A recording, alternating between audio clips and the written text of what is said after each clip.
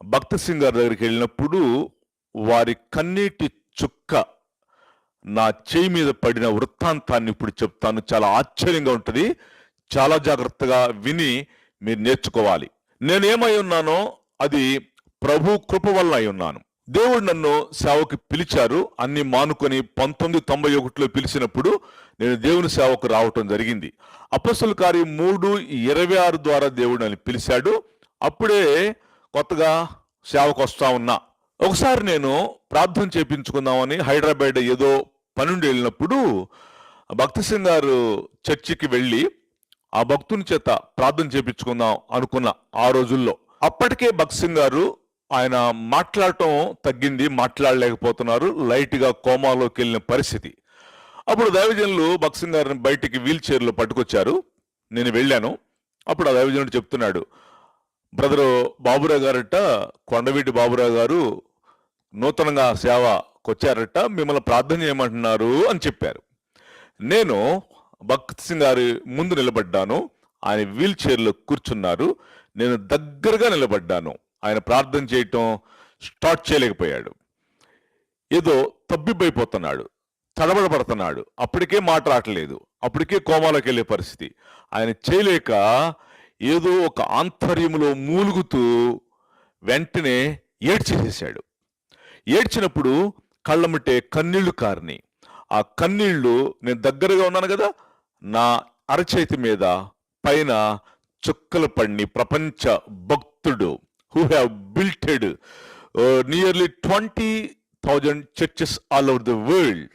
వెంటనే ఆ brother, what happened brother, what happened అని ఆయన్ని లోపలికి తీసుకుని వెళ్ళారు. ఆయన ప్రార్థన చేయకుండా తన కన్నీటి చుక్కలు నా చేయి మీద కార్చాడు. లోపలికి వెళ్ళిపోయిన తర్వాత ఆ కన్నీటి చుక్కలు నేను తుడుచుకున్నాను. నా కళ్ళల్లో కూడా నీళ్లు తిరిగిని. What happening is going on? ఏం జరిగింది ఇక్కడ, ఏం జరగబోతుంది? నేనేమో ప్రార్థన చేయమన్నాను, ఈయన చేత ప్రార్థన చేయించుకుంటూ వచ్చాను. ప్రపంచ భక్తుడు కదా, గొప్ప ప్రార్థనాపరుడు కదా, నేను ఇప్పుడే నూతనంగా సేవ ప్రారంభించాను కదా, ఇది నేంటి ఇట్లా ప్రార్థన చేయకుండా ఏడ్చాడు. ఆయన కన్నీళ్లు, ప్రపంచ భక్తుని కన్నీళ్లు, అదే కన్నీళ్లు ప్రభు దగ్గర ఎన్ని కార్చాడో ఆ కన్నీటి విలువ ఏంటో నాకు తెలుసు.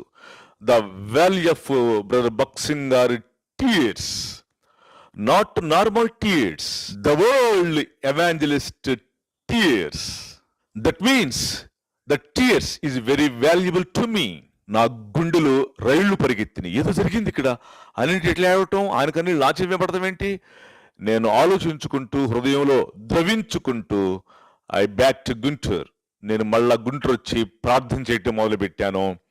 అప్పటికే దేవుని సేవ పిలుపుంది. అప్పటి నుంచి దేవుని సేవ స్టార్ట్ చేశాను. ఇది 34 ఏళ్ల క్రితం జరిగిన సంఘటన. ఈలోపు నన్ను ఆధ్యాత్మికంగా బలపరిచే దైవజనులు చాలా మంది ఉన్నారు. అన్నిటికంటే ఈయన కన్నీరు కార్చిన చేతి మీద కన్నీటి చుక్క పడిన ఆ విషయాన్ని నేను ద్రవించుకుంటూ ప్రార్థనాపూర్వకంగా సేవ స్టార్ట్ చేశాను. అప్పటికే దేవుని పిలుపు ఉందని చెప్పేసి నేను నా సర్టిఫికెట్లు మొత్తం కూడా బయట ఎక్కడో ఇసిరి పడేశాను.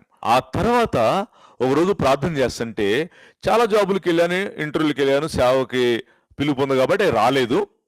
ఒక రోజు ప్రార్థన చేస్తున్నా, ఏంటి ప్రభా నేనేం చేయాలి, నీ సేవ చేయాలి, ఎలా చేయాలి, నేను ఏ వేలో వెళ్ళాలి, ఎట్లా పోషిస్తావు, నన్ను ఎలా వాడుకుంటావు ఏంటి అన్నప్పుడు ఒక రాత్రి మిడ్నైట్ 2:30కి, అది మాది బాగా పక్క పల్లెటూరు, ఆ దగ్గరలోనే పొలాలు, పట్ట పరిచి ఆ పొలాల్లో అర్ధరాత్రులు ప్రార్థన చేస్తుంటే ప్రార్థన అయిన తర్వాత అలా కునుకు పట్టింది. ప్రభు మాట్లాడుతున్నాడు, నాకు చూపిస్తున్నాడు.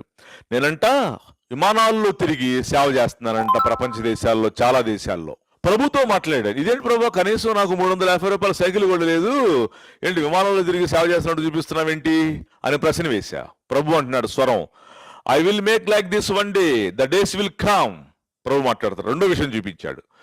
నేనంట పెద్ద సూట్లు వేసుకొని చాలా జిల్లాల్లో తిరిగి 1000 మందికి వాక్యం చెప్తున్నానంట. నేను ప్రభువుని అడిగా, అయ్యో కనీసం ఒక ప్యాంటు షర్టే కదా ఉంది, నాకు రెండో ప్యాంటు షర్ట్ కూడా లేదు, వెనకాల చినిగిపోతే కుట్టుకుంటూ సేవ చేస్తున్నాను. ఆ నెల్లూరులో సేవ చేసినప్పుడు అక్కడ పెన్నా నదిలో ఉతుక్కొని అవి ఒడ్డు మీద ఆరేసి ఇసుకలో అవి ఆరేదాకా నీళ్ళలో కూర్చుంటాం కదా, నా బతుకు యేసు ప్రభువా.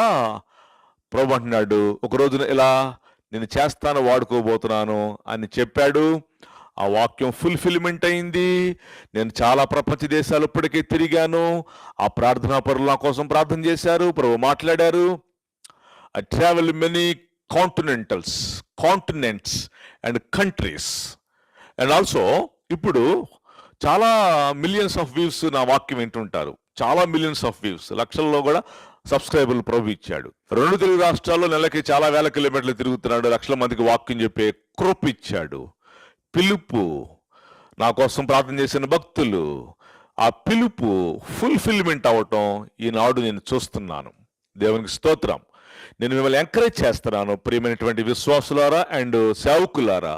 ప్రభు పిలుపున్నవాడు బాగా వాడబడతాడు. ప్రభు పిలుపున్న వాడికి దేవుడిని అడిగే హక్కు ఉంది. పిలుపు లేని వాళ్ళు బోడు మంది ఉంటారు.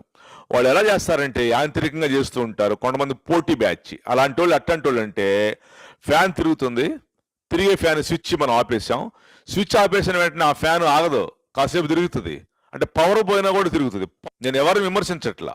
వాళ్ళు పిలుపున్న సేవకులు విమర్శిస్తారు. మళ్ళీ దౌర్భాగ్యమైన పరిస్థితి.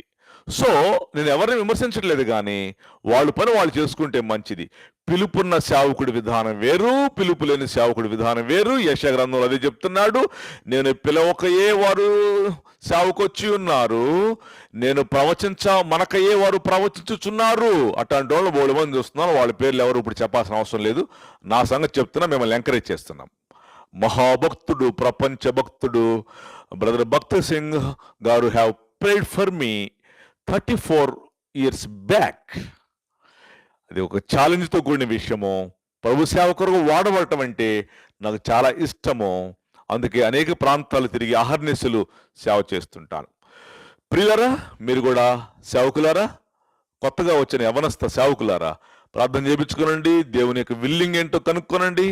దేవుని యొక్క చిత్త ప్రకారం నడవ